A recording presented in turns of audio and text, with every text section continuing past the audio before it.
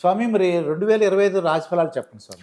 2025 మనకు 2025 సంవత్సరం రవి అధిపతిగా ఉన్నాడు. సో మేషాది ద్వాదశ రాశుల కనుక తీసుకుంటే మేషరాశి జాతకాన్ని విశ్లేషిద్దాము. ముందుగా అశ్విని 1, 2, 3, 4 పాదములు, భరణి 1, 2, 3, 4 పాదములు, కృతిక 1వ పాదము, ఆదాయం 2, వ్యయం 14, రాజపూజ్యం 5, అవమానం 7.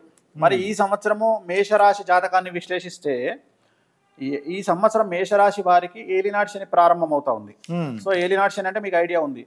సో ఎవరైతే 25 సంవత్సరాలు కంప్లీట్ చేసుకొని ఉన్నారో వాళ్లకు రెండవసారి ఏలినాటి శని వస్తుంది.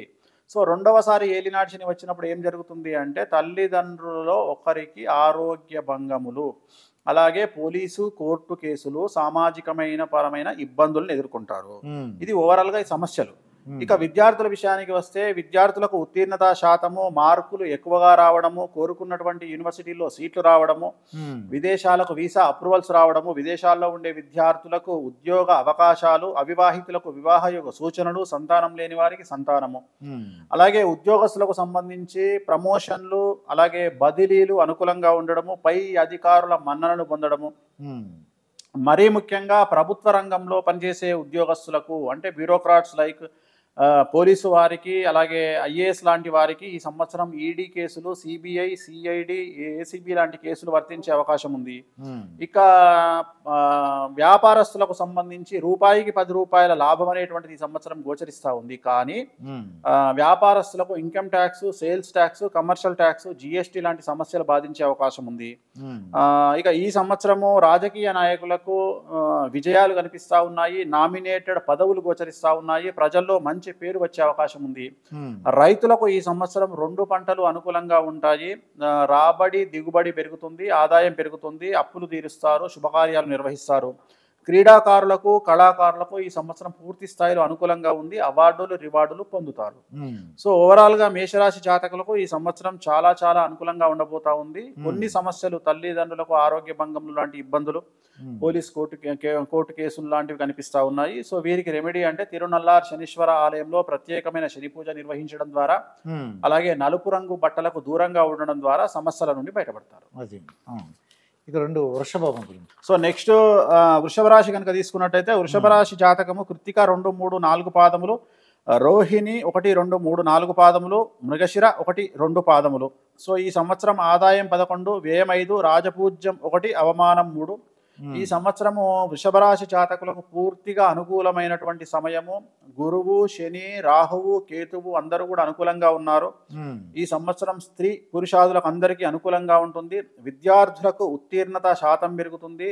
స్నేహితులతో సఖ్యత ఉంటుంది. మార్కులు ఎక్కువగా వస్తాయి. వీసాలు లభిస్తాయి. విదేశీయానానికి అనుకూలతలు, కోరుకున్నటువంటి యూనివర్సిటీల్లో సీట్లు వస్తాయి.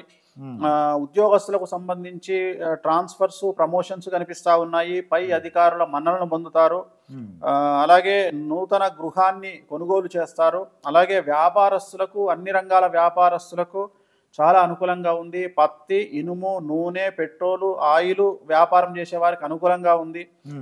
రైతులకు ఈ సంవత్సరం ఎరుపు రంగు పంటలు అనుకూలంగా పండుతాయి. 2 పంటలు దిగుబడి, రాబడి పెరుగుతుంది. చాలా బాగుంటుంది. అలాగే ఈ సంవత్సరం క్రీడాకారులకు, కళాకారులకు విశేషించి విదేశీ ప్రోగ్రాంలు ఎక్కువగా చేస్తారు. అలాగే అవార్డులు, రివార్డులు పొందుతారు. రాజకీయ నాయకులకు నామినేటెడ్ పదవులు వరిస్తాయి. శ్రమకు తగిన ప్రతిఫలం ఉంటుంది. జనాల్లో వశీకరణ విపరీతంగా ఉంటుంది. జనాలు మీ పట్ల ఆదరణ చూపుతారు. సో ఈ సంవత్సరం అన్ని రంగాల వారికి పూర్తి స్థాయిలో అనుకూలంగా ఉంది. ఎటువంటి రెమెడీస్ అవసరం లేదు. ఇక 3వది మిథున రాశి. మిథున రాశి మృగశిర 3, 4 పాదములు, ఆరుద్ర 1, 2, 3, 4 పాదములు, పునర్వసు 1, 2, 3 పాదములు, ఆదాయం 14, వ్యయం 2, రాజపూజ్యం 4, అవమానం 3. సో ఈ సంవత్సరం వీరికి గురువు వ్యయంలో నుండి లగ్నంలోకి వస్తా ఉన్నాడు, జన్మంలోకి వస్తా ఉన్నాడు. చాలా అనుకూలంగా ఉండబోతా ఉంది. విద్యార్థులకు విదేశీ యానము, ప్రేమ వ్యవహారాల్లో విజయము, ఉత్తీర్ణత శాతం పెరుగుతుంది. మార్కులు పెరుగుతాయి. వీసాలు వస్తాయి. విదేశాల్లో ఉండే వారికి ఉద్యోగాలు వస్తాయి. అలాగే అవివాహితులకు వివాహయోగ సూచనలు, సంతానం లేని వారికి సంతానము, ఉద్యోగస్తులకు ట్రాన్స్ఫర్స్, ప్రమోషన్స్ కనిపిస్తూ ఉన్నాయి. పై అధికారుల మన్ననలను పొందుతారు. మరీ ముఖ్యంగా రాజకీయ రంగంలో ఉండే వారికి విశేషించి పదవులు, అన్ఎక్స్పెక్టెడ్గా పదవులు వస్తాయి. అన్ఎక్స్పెక్టెడ్గా జనాల్లో విపరీతమైన క్రేజ్ వస్తుంది. అలాగే క్రీడాకారులకు కళాకారులకు విదేశాల్లో విపరీతమైనటువంటి ఆదరణ లభిస్తుంది, అవార్డులు రివార్డులు పొందుతారు. రైతులకు 2 పంటలు కూడా అనుకూలంగా ఉన్నాయి. 2 పంటల దిగుబడి రాబడి పెరుగుతుంది, విపరీతంగా ఆదాయం పెరుగుతుంది, పుణ్యకార్యాలు శుభకార్యాలు నెరవేరుతారు. రెమెడీలు ఏమన్నా స్వామి? వీళ్ళకు రెమెడీలు అవసరం లేదు. ఆ, నెక్స్ట్ కర్కాటక రాశి. సో పునర్వసు 4వ పాదము, పుష్యమి 1, 2, 3, 4 పాదములు, ఆశ్లేష 1, 2, 3, 4 పాదములు, ఆదాయం 8, వ్యయం 2, రాజపూజ్యం 7, అవమానం 3. కర్కాటక రాశి వారికి అష్టమ శని వెళ్ళిపోతా ఉంది. వ్యయ గురువు వచ్చినప్పటికీ భాగ్యస్థానంలో గురువు ఉండడం చేత అనుకూలమైనటువంటి ఫలితాలను పొందుతారు. విద్యార్థులకు విదేశీ యానము, ఉత్తీర్ణత శాతం పెరుగుతుంది, మార్కులు పెరుగుతాయి, వీసాలు వస్తాయి, విదేశాల్లో చదువుటకు అవకాశాలు ఉంటాయి, కోరుకున్నటువంటి రంగంలో సీట్లు దక్కుతాయి, కోరుకున్నటువంటి యూనివర్సిటీల్లో సీట్లు దక్కుతాయి, ఉద్యోగస్తులకు ట్రాన్స్ఫర్సు ప్రమోషన్స్ ఖచ్చితంగా జరుగుతాయి. అలాగే పై అధికారుల మన్ననలను పొందుతారు, ఇంట్లో శుభకార్యాలు నిర్వహిస్తారు. అలాగే రైతులకు సంబంధించి 2 పంటలు అనుకూలంగా ఉంటాయి, ఆదాయం పెరుగుతుంది, ఇంట్లో శుభకార్యాలు నిర్వహిస్తారు. అలాగే వ్యాపారస్తులకు అన్ని రంగాల వారికి రూపాయికి 10 రూపాయల సంపాదన దక్కుతుంది, లాభం దక్కుతుంది, చాలా అనుకూలంగా ఉంటుంది. కానీ కొన్ని ట్యాక్స్ల వల్ల ఇష్యూస్ వల్ల సమస్యలు ఎదుర్కొంటారు. అలాగే రాజకీయ నాయకులకు, కర్కాటక రాశి వారికి రాజకీయ నాయకులకు ఆరోగ్య భంగములు కనిపిస్తూ ఉన్నాయి, జాగ్రత్తగా ఉండండి. ఓవరాల్గా ఈ సంవత్సరం ఈ రాశి వారికి కాళ్ళు చేతులు విరగడము, ఆపరేషన్ జరగడము అనేటువంటి సంఘటన ఒకటి కనిపిస్తూ ఉంది. ఉదాహరణ మెట్లు ఎక్కేటప్పుడు దిగేటప్పుడు కానీ, తడి ప్రాంతంలో నడిచేటప్పుడు కానీ, స్నానాలు చేసేటప్పుడు, వాటర్ ఉన్నప్పుడు జాగ్రత్త, తడి ప్రదేశాల్లో నడిచేటప్పుడు జాగ్రత్తగా ఉండాలి. వీళ్ళకు రెమెడీ కనుక తీసుకున్నట్టయితే గురువారం నాడు లెమన్ ఎల్లో షర్ట్ ధరించడం వల్ల సమస్యల నుండి బయటపడతారు. గురువారం నాడు లెమన్ ఎల్లో షర్ట్. సో ఇది నెక్స్ట్ సింహరాశి. ఇంకా ఆడవాళ్ళు అయితే లెమన్ ఎల్లో డ్రెస్ చేసుకోవడం. సో నెక్స్ట్ సింహరాశి.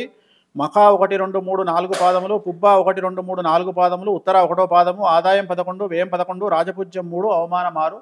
ఈ సంవత్సరం కనుక తీసుకున్నట్లయితే సింహరాశి వారికి సమస్యలు అధికంగా ఉండే అవకాశం ఉంది. అష్టమ శని ప్రారంభమవుతా ఉంది. మరీ ముఖ్యంగా తల్లి, తండ్రి, భార్య, భర్త తరపు వారి తరపున సూతకం పట్టాల్సి రావచ్చు. అంటే తల్లి తండ్రి తరపున కానీ, భార్యాభర్త తరపున కానీ ఎవరైనా బంధువులు చనిపోయేటువంటి అవకాశం కనిపిస్తూ ఉంది.